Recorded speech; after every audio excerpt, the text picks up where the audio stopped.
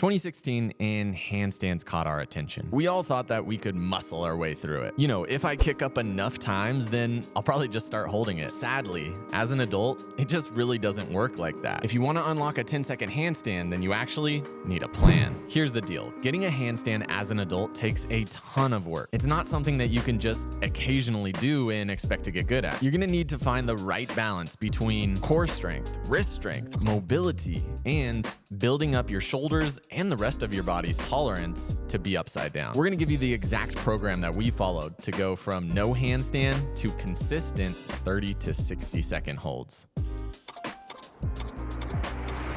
Years of accumulating stiffness can make the handstand even harder. We need to align ourselves upside down, shoulders over wrists and hips over shoulders. The first part of our handstand session should be addressing these weak links. Hey look, this is the handstand position. So that means stiff lats and stiff upper back are working directly against that. So that's why when we start our sessions, 30 to 60 seconds of hanging where we're trying to get into that handstand shape.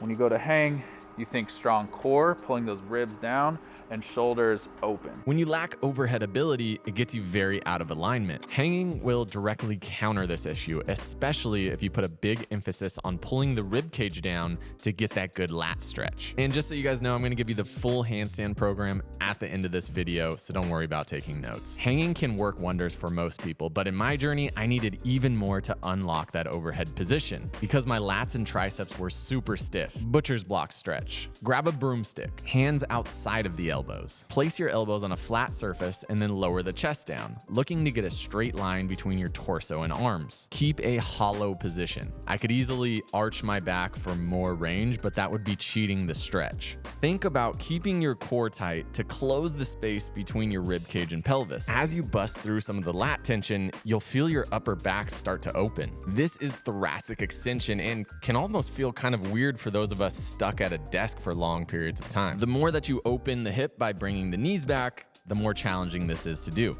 You can even press the elbows into the bench and then release for some contract relax effects. Most sports that we play are done upright. This kind of puts us in a more extended position, and if we squat or bench press, we're usually doing this with an open chest. In the handstand, we kind of have to do the opposite of this. We need to tuck the hips under, and then we need to close the chest and get the hands overhead. This can be challenging because you're undoing patterns that you have in your body, and this is what these handstand prep drills are teaching you to do. So we need the mobility here and the strength here. The hollow body hold teaches us to keep that rib cage and pelvis closed off to keep that lower back flat to the ground. As the legs and arms lower closer to the ground, it gets harder to hold that connection. And the closer we can hover right above the ground, the more this mimics the handstand. Remember, lower back pressed into the ground represents the hollow body position. 30-second holds is the first goal. And if you can hold for 60 seconds with legs and arms close to the ground, then core strength will not be an issue in your handstand. So it seems like core and shoulders are the most important thing in a handstand, but really the wrists are supporting your whole body weight upside down. What's really important for our wrist exercises is that we value flexibility. So the ability to get my shoulder above the hand, right? If I'm stuck here, I'm never gonna be able to hold a handstand. And then strength, especially strength through our fingers. So the two exercises that we like to do is number one, just leaning the shoulders in front of the hands. So we get this big forearm stretch back here. And then number two, we do finger push-ups. This is gonna allow our fingers and our hands to get really strong to be able to correct our balance in a handstand. So if I kick up, I can kick on my fingers and bring myself into balance. Some people have extremely stiff wrists. If this is you, don't let it stop you from learning a handstand. Get yourself a pair of parallettes to take away the wrist flexibility demands. Balancing on parallettes is a whole nother experience, as now you can't use your fingers for balance, you'll need to use your wrists more. And for anyone, a combination of the two can be really good to keep you well balanced. If you follow the right cues, chest to wall handstand will help you develop strength in the correct alignment. We need to push our hands firmly into the ground to elevate our shoulders. Squeeze our core muscles to tuck the rib cage in, and then squeeze the butt and keep tension in the legs to find this straight alignment upside down. If you're stiff and can't activate the right musculature in the positions, Your handstand won't look like that in the beginning. This is what we refer to as the banana handstand. Most people banana handstand in the beginning. This is one of my first ever handstand holds. My back is very arched. I can't get my arms overhead. I don't have tension in my core or glutes. But my shoulders and my balancing was getting strong enough to hold myself upside down. And this is completely okay to start. In fact, it's necessary for most people. The thing to understand is that this isn't a very efficient handstand. So it'll be hard to get consistent and you'll be expending more energy. You don't need to obsess about getting a straight line, but you should put your intention there. The handstand will become easier and you'll learn a lot about your body in the process. It took me around 4 years to reduce the arch in my back and get a decent line. I'm sure that you can do it much faster, but know that it's a bit of a journey. The holy grail for finding that straight line that feels like you're not even working that hard is the chest to wall handstand. And the wall hold is actually a great test to see if you're ready to work on a handstand. If you can't hold against the wall for around 30 seconds, then you may need to go back and develop some shoulder capacity through things like overhead presses and push-ups. If you can hold for 30 seconds, then the next goal is to get to 45 and then 60. Besides the arching the back banana fault, the other one that we commonly see is holding the shoulders behind the wrists. The more you push your shoulders on top of the wrists, the better alignment you'll find and the stronger your wrists and hands will become. And the other very common one is not pushing your shoulders up all the way.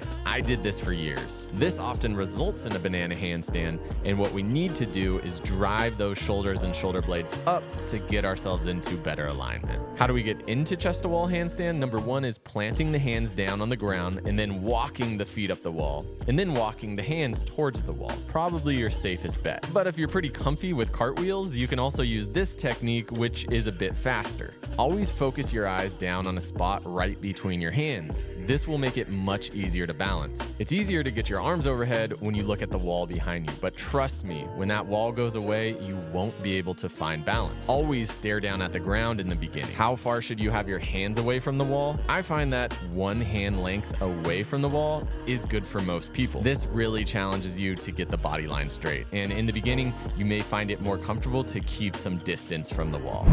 Now, most people when they first start out, think of a handstand as only upper body. But if you want to get closer and closer to that straight line, you're going to have to start integrating using your core and legs more, specifically opening up the hip. If your hip can't open and it stays closed like this, then you're going to have that banana handstand.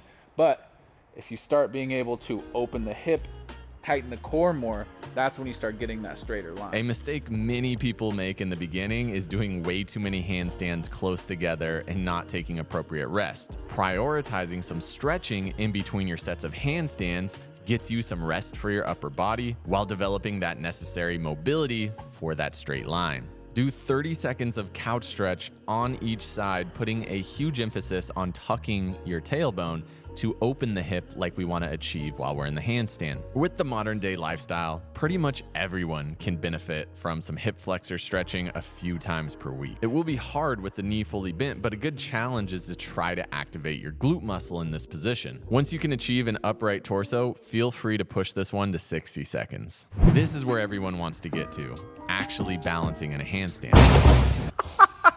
But at this stage, the wall is still our best friend. Now we utilize the back to the wall handstand to get our first floats away from the wall. The best place to start is scissor kicks, trying to find that moment of balance while you change the feet. I prefer to get started with this method because in the beginning, you could start off with always having a heel on the wall. You slowly gain confidence and take longer moments with no feet touching the wall. And eventually, you can spend multiple seconds with your feet away from the wall. This is a handstand. Congratulations. If your heels start to go over your head and behind you, it's pressing down hard with your fingers that will bring you back into balance. So heel pulls teach us how to use the fingers to bring our feet back over our center of mass. Starting with the feet on the wall, press your fingers hard into the ground to float the feet off. The closer your hands are to the wall will be easier because it's a smaller rebalance. The further your hands from the wall, the more finger strength you'll have to use to get those feet over the rest of the body. Now I'll be real with you guys, these are really hard, especially as a beginner, but they also teach you a lot more than the handstand scissors. My recommendation is to begin with the handstand scissors.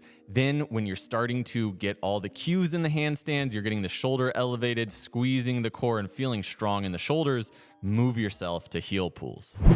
So hamstring flexibility actually plays a surprisingly big role in your handstand. If you're working on kickups, which we're going to get to in a minute here, if your hamstrings are really tight, then you have to start with your legs really far back. And when you go to do a kickup, you have so much momentum carrying you up. It's really hard to stop in that straight line. But if you can hinge, open the hamstring, get your hands closer to that foot, your hips are already above your hands, it's much easier. The one-leg good morning is one of the most effective way to stretch your hamstrings while putting you in a very similar position to that one-leg handstand kickup. What's most important here is finding the hinge, getting those hips to travel backwards to open up the backside of your leg. Contrary to most of the movements we're doing with the handstand, we actually want to cue a slight arch in the lower back and anterior pelvic tilt. Avoid rounding the spine, as keeping extension will put the best stretch into that backside. Try to keep your knees straight. This will get better over time. Try to get that torso parallel to the ground. 8 to 10 reps on each side. For the majority of people, split leg handstand kickup is the best way to start this journey. We send one leg up to guide our hips over our shoulders. Practice getting yourself into this position without trying to hold for too long. Focus your eyes down between your hands. Press the ground away hard and use your finger strength to stop the momentum when the hips get on top of the shoulders. Most people make the mistake of putting all their weight into the base of their palm when they get started. If you do that, you're not going to be able to get your shoulders over your wrists, and you're going to be doing more of handstands like this. You're probably going to arch through your back a bunch. We want to shift the weight into the knuckles, okay? That's how we get our shoulders over our hand. But what I've found is the reason why we keep weight in our palms is actually fear. I don't care how big or strong you are, when you invert and go upside down, you get a bit of a fear response for your body, and if you keep weight in your palms, then you know that's a safe way to exit. If we put too much weight into our knuckles and go over the top, that's a little bit more scary. So it can take some time to make your body feel comfortable enough to get the weight into the knuckles and the fingers and to get yourself stacked. To make ourselves feel safer upside down, it's really beneficial to practice some bails going forward. The most natural is to shift the weight to one hand, turn the body, and to exit forward almost like a cartwheel. Everyone will have a dominant side for both kickups and bails, but it is beneficial to practice that non-dominant side so you know whatever type of chaos happens, you can handle the exit. Once you have the bail down, you don't really need to practice it anymore. Just do enough to feel confident in the beginning. In the beginning stages of the handstand, you're just looking to see if you can consistently get the hips to stop above the shoulders. As you keep training, then you see if you can get a few seconds floating onto the hands. Then eventually, you start to catch your handstand, you start moving the legs closer together, and you see if we can tick off those 5 and 10 second holds. This will probably take months, not weeks, so set your expectations accordingly. So here's the truth. You can develop a handstand without worrying about your line and mobility, without doing drills on the wall. Break dancers are a really good example of this. But if you take this comprehensive approach to the handstand, number one, you'll have better long-term success, but maybe even more importantly, you'll be working on a lot of weaknesses that plague our body these days. You'll be working on your stiff wrists and upper back that we've developed from being on computers and phones. Most shoulder problems actually stem from the rib cage, and with working on core and overhead mobility, your shoulder mechanics will greatly improve. You'll work on the tight hips that you've developed from sitting, running, or lifting weights. When you think of it like this, handstand can really be a pretty holistic approach to getting your body back on track. It is not for the faint of heart. You're gonna need to persevere through a lot of frustration and be able to commit a bunch of time to it. Now picture yourself 6 months from now, after committing to doing this 3 times per week. Is there any reality where you're not in way better shape and holding those 10-second handstands? I think not.